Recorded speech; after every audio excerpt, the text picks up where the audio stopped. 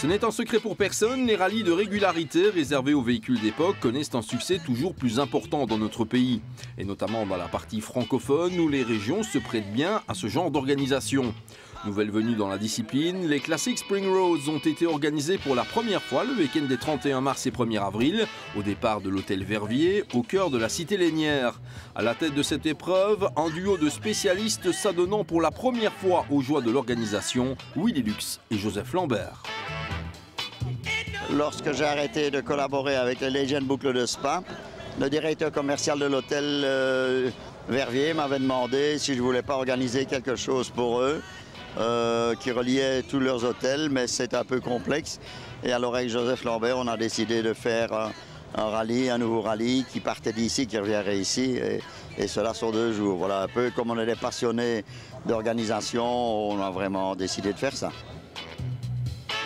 Pour cette grande première, ils étaient 37 équipages à avoir répondu présents. Des spécialistes de la régularité pour voitures anciennes, pour la plupart, trop heureux de découvrir le parcours concocté par des organisateurs qui avaient promis de surprendre et de faire preuve de la plus grande rigueur dans l'élaboration du roadbook. À mon avis, oui, ça va être très complexe, à mon avis, ça va être très difficile, beaucoup d'astuces, je suppose, et bon, on verra ça demain. Hein. Un boulot de copilote également? Ben oui, à mon avis, ça sera beaucoup plus un boulot de copilote dans la mesure où c'est lui qui aura tout le boulot et puis voilà. Au menu de cette grande balade, 550 km répartis en 3 demi-journées, dont 340 bandes de tests de régularité, comptant pas moins de 150 prises de temps. Cap sur les cantons de l'Est, qui regorgent de routes, chaussées et chemins, qui restent encore inconnus de bien des habitués de ce genre d'exercice spécifique, avec des changements de moyenne promettant bien du plaisir aux copilotes. C'est tout à fait différent des boucles de Spa. On ne connaît pas le parcours, donc il faut naviguer le pilote tout le temps. Et les RT seront probablement aussi beaucoup plus difficiles qu'à Spa, parce qu'on annonce pas mal de changements de moyenne, donc oui, il y aura plus de boulot qu'à Spa. Et comme on peut l'imaginer, ils étaient nombreux à revendiquer l'étiquette de favoris en ce samedi matin, les uns maîtrisant les subtilités de la régularité, les autres avouant une bonne connaissance de la région. Bref, l'ambiance était au beau fixe. On va essayer d'être favoris maintenant. À mon avis, on est tous vainqueurs le matin, en tous les cas. Alors on va du côté de la région germanophone, etc. Connu, pas connu, peut-être un petit avantage. Je dirais qu'on est toujours dans notre jardin, c'est vrai. Surtout que Robert a quand même écumé pas mal cette partie de la Belgique. Donc, à mon avis, oui, un avantage, mais enfin, on n'est pas les seuls, à mon avis. Récents médaillés d'argent des Legend Boucles de Spa, Raymond Orny et Cédric Pirotte se distinguaient dès la première matinée des Classic Spring Roads pour pointer en tête du classement des experts, pas réellement une surprise et un premier avertissement pour leurs adversaires. Il paraît qu'on est devant, donc on va rester devant. C'est aussi simple. Comment ça se passe ce rallye? Rallye de pilote, de copilote? Un savant mélange des deux, de très très belles routes et un système trippy qui fonctionne beaucoup mieux qu'à Spa. Derrière la Porsche de tête, on pointait un Johnny Delay qui retrouvait pour le plus grand plaisir de tous sa Ford Escort MK1 avec Philippe Mathy à ses côtés. Excellente entrée en matière donc pour ce bolide absolument superbe. Autre équipage incontournable, Michel Clojean et Robert Horry faisaient cause commune à bord de cette BMW 2002 TII, ce qui leur valait la 3e place provisoire. Dès les premiers tests de régularité, une caractéristique s'imposait, les Classic Spring Roads répondaient à l'attente des concurrents quant à la qualité de leur parcours. Les uns étaient séduits, les autres bluffés, mais la satisfaction était unanime. Ça s'est très bien passé, sans aucun problème, très bien tracé, très amusant, bien cadencé, c'est impeccable. D'une Porsche 914-6 à l'autre, il convenait de pointer le début de course en mode mineur de Daniel Reuter et Robert Van de Vorst. Et oui, le célèbre copilote de la 4 peut encore découvrir des tracés dont il ignore l'existence, ce qui ne l'empêchait pas de rendre un premier hommage au duo d'organisateurs. Un très très beau parcours, un parcours sélectif. Je pense que l'organisateur pour le moment a fait un sans faute et vraiment on s'amuse bien. Entrée en matière très délicate également pour Jean-Jacques Lallemand et Patrick Lien qui se faisaient piéger à plusieurs reprises, ce qui avait pour conséquence de les renvoyer dans les profondeurs du classement provisoire. Les routes sont très sinueuses, un peu grasses. Il y a des changements de direction quasi tous les 200 mètres, ce qui fait qu'on doit être absolument très attentif à tout moment du parcours. Et on a été juste une fois piégé dans un rond-point là où on a un peu hésité à savoir vers où on devait aller. Donc là, voilà, un démarrage un peu difficile, mais par la suite, ça a coulé de source. Que dire alors d'Yves et Benoît de Flandre, dont l'Alfa Romeo Giulia Sprint galérait copieusement au point de fermer la marche après une première journée de course. On reste dans la catégorie expert pour mentionner le seul abandon de l'épreuve, celui de Robert Hartz et Björn Van Overskelt, dont la Ford Cortina s'immobilisait avant la pause de midi, victime d'un bris de pont, fin précoce de l'aventure pour l'un des équipages figurant parmi les favoris au départ. C'est dommage, on était bien parti, à part 2 tracteurs qui nous ont bloqués et le premier rond-point. Mais enfin, Joseph reconnaissait qu'il y avait discussion sur la manière dont c'était présenté. Mais enfin, sinon, on a tout bien roulé et on était dans les temps. Donc, on a un parcours formidable. Bon, je m'en doutais pas, hein, avec Willy et Joseph, le parcours, mais le pont a rendu l'âme. Alors tu confirmes de ton côté, Björn, beau parcours également? Très beau parcours, pas beaucoup de filage, très bien, un roadbook parfait, les métriques sont très justes, donc ça a été très bien. Donc, mais pour nous c'est fini, donc salut la victoire.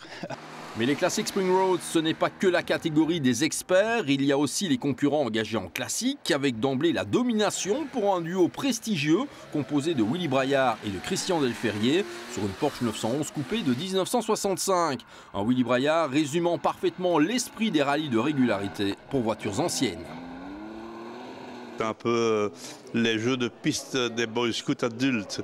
Et donc, moi, ça m'amuse, même si ce n'est pas vraiment de la vitesse pure. Il y a de temps en temps, quand même, où il faut respecter une moyenne, pas toujours facile, avec des épingles et des choses comme ça. Donc, non, c'est amusant. Et puis, on fait rouler ces vieilles voitures. Moi, j'ai une Porsche 65, qui était la mienne à l'époque et que j'ai rachetée il y a une dizaine d'années. Donc, c'est très gai de faire rouler ces vieilles voitures qui marchent super bien. Et puis, on se retrouve aussi avec tous les anciens de l'époque, quoi. Hein. Willy Lux, j'ai roulé avec lui en rallye. Donc, quand il m'a dit qu'il organisait un rallye, je dis, ben là, je viens à coup sûr, quoi. Derrière la Porsche de tête, on pointait une autre 911, plus récente celle-là, puisque datant de 1978, confiée aux Français Philippe Fouché et Frédéric Cancel. Bonne entrée en matière donc, au beau milieu d'équipage belge. Le top 3 provisoire était complété par une troisième Porsche 911, une 2,4 litres S de 1972, emmenée par Patrick Malherbe et François Stroomans, qui se retrouvaient à quelques points à peine de la deuxième place provisoire. Il fallait descendre au 4e rang pour trouver autre chose qu'une Porsche 911, en l'occurrence la très belle Opel Manta A de Dany Renard et Benoît Remion, deuxième de sa classe. Au volant de leur MGB, Robert Bous et Stéphane Van de Dijk complétaient le top 5 en classique. Mais ce qui les a surtout marqués, c'est l'extrême beauté des paysages traversés en dépit de l'omniprésence de la grisaille, le samedi. L'un des équipages mixtes les plus en vue était celui composé de Claude Duhem et Francine Dubois, réunis dans cette Ford Cortina, bon 7e du classement provisoire en classique, mais quelque peu décontenancé par les difficultés inhérentes à cette épreuve. Très difficile, c'est très soutenu. Franchement, oui. Pour des classiques, c'est quand même un peu fort. Et au niveau de la région, sinon, là, on se plaît bien? C'est un terrain de jeu magnifique. Hein. Il y a des routes sensationnelles. Voilà, c'est une région superbe. Cette catégorie classique était caractérisée par une belle variété de voitures, comme l'illustre cette Volvo Amazon, domptée par Patrick Sorel et Patrick Lambert, pas toujours sûrs de leur coup quant au chemin à emprunter. Par là? Par là tout droit, hein.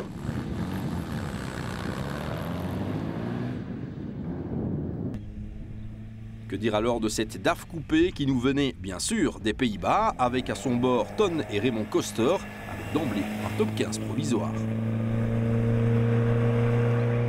Séquence nostalgie aussi avec Étienne et Christine Vanel qui avaient sorti pour l'occasion cette Alpine à 110, de quoi les laisser au 3e rang des équipages mixtes.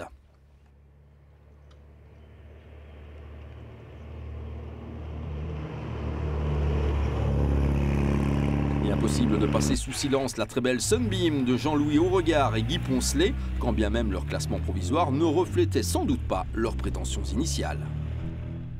Un commentaire valant également pour la Datsun 280Z de Jean-Luc Millard et Anne-Christine Millard, une Nippon datant du début de la décennie 80. Quant à la VW Golf 43, elle était engagée dans la catégorie découverte, confiée à Alain Cacotte et Odette Esch. Et la récompense était au bout de cette épreuve, voiture et équipage rejoignant l'hôtel Verviers satisfait dimanche à la mi-journée. Le propre de la régularité historique, c'est bien sûr le côté sportif qui se doit d'être attrayant, mais aussi la convivialité omniprésente d'un bout à l'autre de l'épreuve, avec des pauses toujours les bienvenues pour dresser un premier bilan, entrevoir les difficultés à venir ou refaire le monde.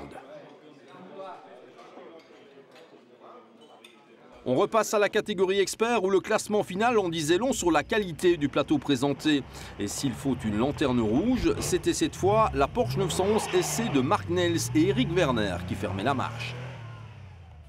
Rallye délicat également pour Jean-Jacques Lallemand et Patrick Lien qui ne sont pas parvenus à intégrer le top 10 final. Mais qu'importe, car au bout du compte, l'équipage a pris un maximum de plaisir au point d'offrir un véritable plaidoyer pour ce type d'épreuve. C'est un moment extraordinaire parce que j'ai découvert la voiture qui venait d'être prête 1h30 avant et le coéquipier que je ne connaissais pas, qui est un type sensationnel. Alors c'est vraiment le pied complet pour tout ce rallye. Alors une organisation du tonnerre de Dieu parce que des gens qui ont fait ça avec une élégance, avec le souci du détail. Ils sont allés trouver les gens pour pas qu'ils soient gênés. Aujourd'hui, bien sûr, on ne s'attendait pas à du soleil et on a peut-être gêné, mais je ne voudrais surtout pas que ça gêne les gens dans la mesure où les rallyes doivent essayer de continuer à exister. Et les organisateurs nous obligeaient à passer à 36 km/h dans les villages. Formidable!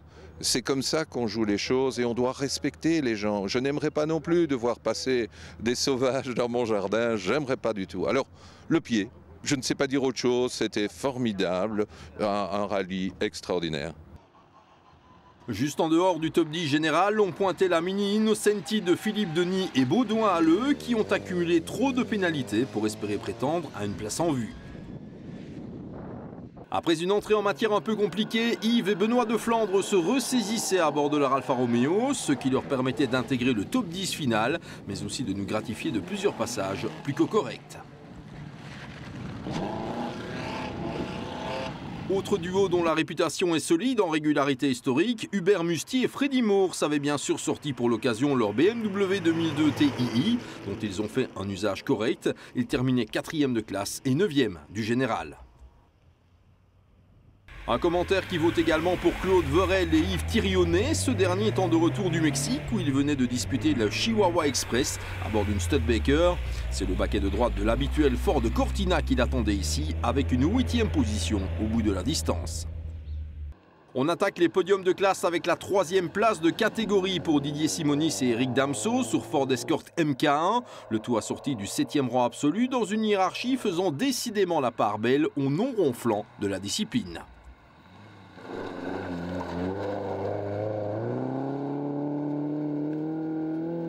Bonne reprise en main aussi pour Daniel Reuter et Robert Van de Vorst. Un peu à la peine en début d'épreuve, la suite était nettement plus positive, avec de bonnes performances, mais également une découverte toujours aussi agréable. On est parti avec la pluie, on est arrivé avec le soleil, on a vu de très très belles régions. On s'étonne toujours que les organisateurs trouvent toujours des routes ou des chemins qu'on ne connaissait pas. Même mon copilote, pourtant Robert, est quand même un grand habitué. Même lui, on l'a surpris donc à trouver des routes qu'il ne connaissait pas. Alors, pilote, copilote, voiture, est-ce que le trio était en forme ce week-end? Il n'a pas très bien démarré parce qu'on est un peu endormi hier matin. Donc dans les 2 premières RT, on n'a pas trouvé la bonne route directement. Mais sinon, à partir de là, c'était très bien. Mais donc 2 grosses bêtises et puis tout le reste a été super. 2e en classe G, 5e du général final, la BMW 2002 TII de Michel Clojean et Robert Orif a naturellement pointé parmi les cadors de l'épreuve. Intéressant était aussi l'avis de cet autre organisateur de talent qui est Robert Orif, au terme de cette première édition d'une épreuve printanière dont on reparlera. C'est très bien démarré. Enfin, on a eu un petit problème, mais comme on avait un joker, ça permettait de soulager l'histoire. Donc la première journée s'est très bien passée. Le temps était maussade, très gris. Heureusement peut-être, parce que le premier week-end des vacances de Pâques, ça risquait de mettre pas mal de monde sur la route. Malheureusement, aujourd'hui, ça a été moins bien, quoi. Vous êtes également organisateur, alors votre avis sur la qualité de cette organisation ici? Je pense que pour une première, dans le cas de Willy et Joseph, c'était très réussi, c'était très bien fait. Le système Trippy a très bien fonctionné, contrairement à ce qu'on raconte avec les boucles de spa, etc.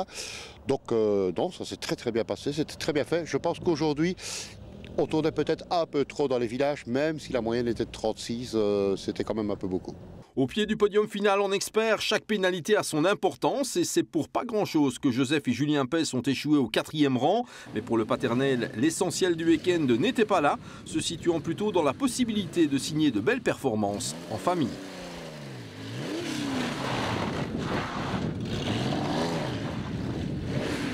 Très bien terminé, bien amusé, très bien tracé, c'était superbe.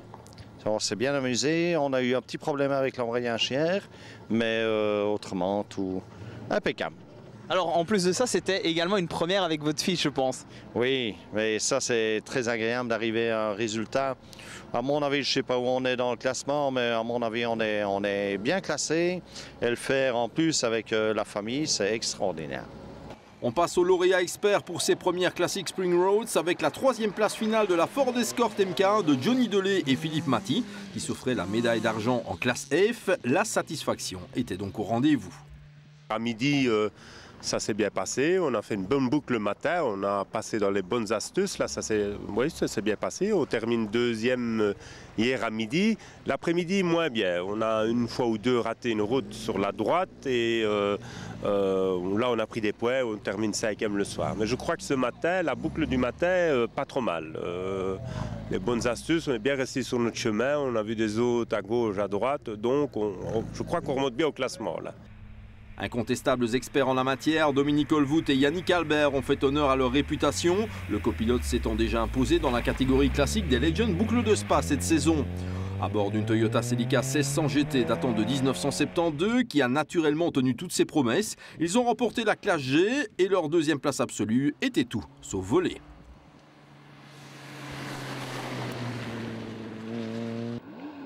Quant aux lauréats en expert de ces classiques Spring Roads, il s'agissait bien sûr de Raymond Orny et Cédric Pirotte qui n'ont pas faibli au gré des nombreux tests de régularité. Certes, tout ne fut pas parfait, mais le sens du pilotage de Orny, la science du copilotage de Pirotte et le potentiel de la Porsche 911 coupée de 1967 ont constitué le plus judicieux des cocktails, champagne. Très bonne organisation, très beau parcours, surtout hier. Aujourd'hui, je dirais, bon, réguler dans les villages, c'est un peu plus difficile pour faire attention. Mais dans l'ensemble, pour une première organisation, il n'y a rien à redire. De toute façon, c'était organisé par des spécialistes. Une bonne vingtaine de voitures étaient au bout de l'aventure en classique et dans le bas du classement, on retrouvait la Sunbeam de Beauregard et Poncelet, mais aussi la Porsche 911 de Robert Waxweiler et Vanessa Fressard qui complétait le top 5 dans la catégorie des équipages mixtes.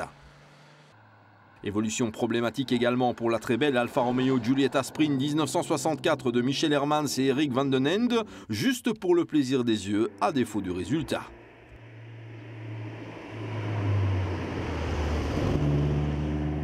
En dehors du top 15, on pointait aussi cet Austin Clubman 1973, confié aux bons soins de Paul Kersten et José Balthus. Victoire de classe pour l'Alfa Romeo Giulietta Berlina 1957, soit la plus ancienne des voitures engagées, que Marc Navet et Alain Bascour ont mené au 17e rang absolu. Plusieurs MG étaient présentes au départ de l'épreuve et la moins bien classée était celle de Michel Degé et Brice Blairet qui pointaient au 16e rang absolu, soit le top 10 de la classe F. Pour entamer le top 15 général, une autre Mini Cooper MK2 cette fois pour Pascal Van de Mortel et Didier Van der Stock, auteurs d'un parcours que l'on peut qualifier de satisfaisant. La BMW 2002 Ti de Laurent Poncin et Eddie Roderbourg n'échouait pas très loin du top 10 absolu et pour l'équipage, le plaisir de la découverte a été l'un des points forts de cette épreuve. Très beau rallye. Classement on sait pas trop, mais très belle organisation. très bon accueil. Je pense des routes qu'on a à peu près tous découvert hier. Aujourd'hui, je pense que 80% des gens savaient où ils allaient tourner, mais hier, je crois que c'était une grande première. Voilà. On retrouve l'Alpina 110 d'Étienne et Christine Vanel, finalement pointé au 12e rang absolu, soit le top 3 de la catégorie des équipages mixtes. Autre figure incontournable des épreuves de régularité pour voitures anciennes, Michel Lempoul était bien sûr de la partie au volant de sa traditionnelle Lancia Fulvia HS de 1972. En compagnie de Sébastien Lempoul, il a non seulement flirté avec le top 10 absolu, mais l'important était le plaisir pris au gré du parcours. Le rallye s'est très bien passé. Bon, hier, on a eu fait 2 petites erreurs qui nous ont coûté quelques points, je pense. Mais globalement, c'est un très beau rallye. Le parcours est superbe, piégeux juste comme il faut et sportif très agréable. Vraiment, quand on aime le rallye historique, c'est un des plus beaux que j'ai fait en Belgique en tout cas. Initialement engagé avec une Fiat 850 Coupé Sport qui a hélas rencontré un souci technique en dernière minute, Claude Cortals et Jean-Claude Joas se sont rabattus sur cette Opel Kadett GT, certes moins ancienne, mais apparemment très efficace, avec au bout du compte un top 10 général. Juste devant l'Opel, on pointe la Porsche 911 2 litres 4 S de Patrick Malherbe et Françoise Trombant, qui a perdu de sa superbe lors de la seconde journée de course, ce qui l'a laissé au 9e rang absolu. On attend un peu les résultats, mais c'est vrai qu'hier on était pas mal, quoi. On était 3e, je pense. Sur le circuit, on fait le meilleur temps, donc on était assez contents. Aujourd'hui, il y a eu quelques petites erreurs. On arriverait, nous a bloqué aussi dans une RT pendant tout un temps, donc on a perdu pas mal de temps, qu'on a pu récupérer, ce qui était assez gai pour moi, parce que c'est toujours dans ce moment-là qu'on s'amuse. Mais sinon, que dire du rallye, qu'il est très bien organisé, que c'est un super tracé, et quand même très sportif, parce qu'on n'a pas beaucoup le temps de souffler, quoi. Belle progression dans le classement par contre pour la Volvo 122S Amazon de Patrick Sorel et Patrick Lambert, qui a fini par trouver sa voie au point de remonter au 8e rang absolu, soit le top 5 dans la classe F. La victoire chez les équipages mixtes s'est jouée pour 3-1 en Classic Spring Roads et le duo composé de Pierre Barré et Isabelle Sur-le-Rose sur cette MGB a échoué de très peu. Il n'en termine pas moins 7e de la hiérarchie absolue.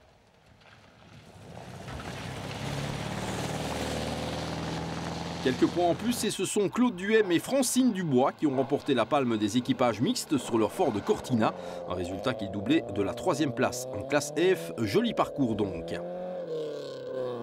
Très couru, la Porsche 911 reste une voiture de référence dans ce type d'épreuve. Christian Crucifix et Éric Chapin ont amené leur version assez récente, datant de 1985, au 5e rang absolu, ce qui leur valait la médaille de bronze en classe G. Mais à ce niveau de classement, le moindre point avait son importance et les MGB de Robert Boos et Stéphane Van den Dijk prenaient finalement la 4e place générale ainsi que le 2e rang en classe F à l'issue d'une belle progression. Et ce qui ne gâche rien, l'équipage a été séduit par le parcours. Très bien, un grand plaisir, de très belles routes, surtout hier dans la région de l'Eifel, la vallée de Lourdes, vraiment de belles routes. Peu dommage la pluie, mais la pluie était là pour tout le monde et le parcours est extra magnifique, donc un grand plaisir. Très bien Stéphane, un rallye de pilotes et de copilotes bien sûr. Oui, il y avait assez bien d'astuces pour trouver, mais ça a été. On a un peu loupé hier, mais aujourd'hui on s'est un peu rattrapé je pense. Non, c'était gai. Le tout, l'environnement, les gens, magnifiques. Ce qui nous amène au podium final avec la confirmation du potentiel de l'Opel Manta de Dany Renard et Benoît Rumion qui ont profité de la chute dans le classement de la Porsche de Malherbe et Stroban pour accrocher le 3e rang ainsi que la médaille d'argent en classe G.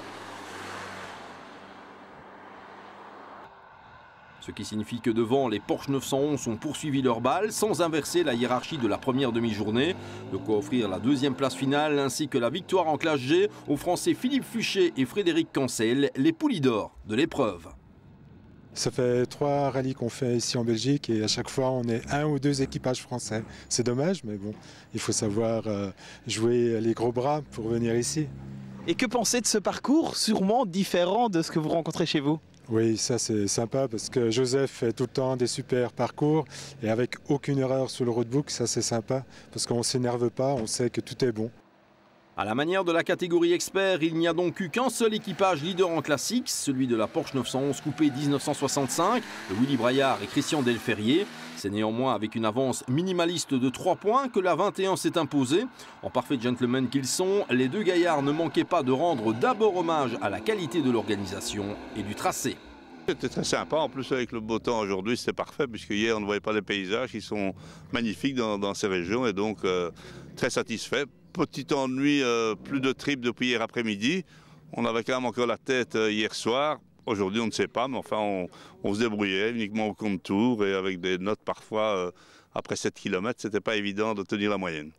Alors Christian Delferrier, du côté du copilote, comment ça s'est passé à travers cette belle région? C'était super, le rallye était très bien, les routes étaient superbes, le roadbook était impeccable. Donc, excepté le petit ennui qu'on a eu à la voiture, c'est-à-dire le Tripmaster, c'est l'appareil qui permet de compter les mètres, si vous voulez, qui était cassé, ce qui fait qu'on a dû un petit peu improviser, mais je crois que ça s'est très bien passé. Vous l'avez allègrement compris, Willy Lux et Joseph Lambert ont parfaitement réussi leur examen d'entrée dans le monde des organisateurs de qualité. Et ce n'est pas seulement parce que leur terrain de jeu s'y prête plutôt bien. À mon âge, à 63 ans, j'ai décidé de tenter l'expérience avec Willy d'organiser. Ce n'était pas simple, on a vraiment consacré beaucoup de temps à chercher un parcours qui sortait un peu des sentiers battus. Et je pense que nous pouvons nous estimer très heureux parce que la plupart des concurrents sont très satisfaits de ce qu'on leur a présenté. Au niveau de la région justement qui a été explorée, c'était un petit peu de l'inédit, surtout avec le côté germanophone. Qu'est-ce qu'on peut dire pour résumer un petit peu tout ce parcours depuis hier? Bien, le grand avantage de la région germanophone est que les villages sont très concentrés, il y a peu d'habitats dispersés, donc on peut trouver de grandes distances entre deux villages, sans maison, où on ne perturbe pas les gens. Et en plus, ils ont une infrastructure routière qui est très bien développée et en très bon état, où dans des villages comme dans cette région ici, on a énormément de chemins de terre. Et bien là-bas, tout est asphalté, donc c'est un magnifique terrain de jeu. Délicieuses conséquences de cette réussite, les équipages présents cette année seront de retour pour la 2e édition. Et comme de bien entendu, les plus frileux qui ont voulu d'abord observer sauteront dans le train au printemps prochain. Le rendez-vous est déjà pris, cap sur les Classic Spring Roads 2013.